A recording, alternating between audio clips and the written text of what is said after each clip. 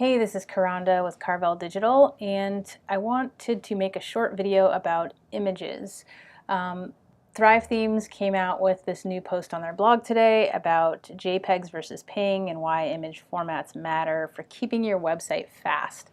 This is one of the most common mistakes I see with clients and just sort of business owners, site owners, who upload a bunch of really large images, large as in file size, and it slows down your website and you lose a lot of your visitors because they don't want to wait for your site to load.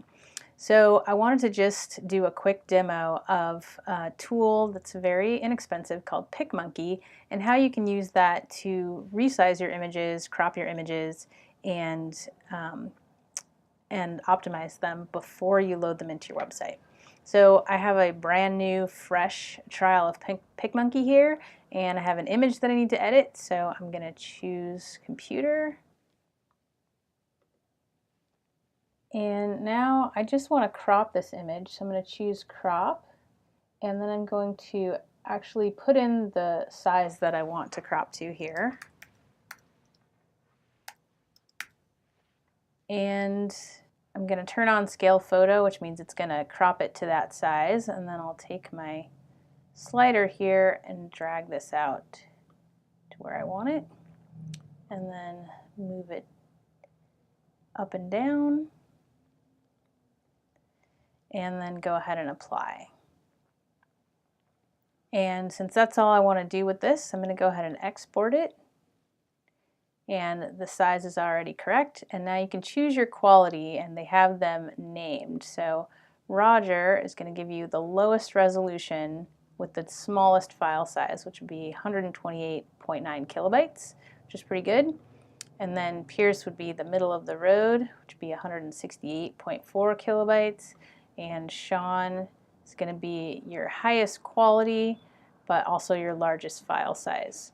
So you can experiment and see if you see any difference, but generally you want to go for the smallest file size. And then we can click the export button, and we can download that. And I like to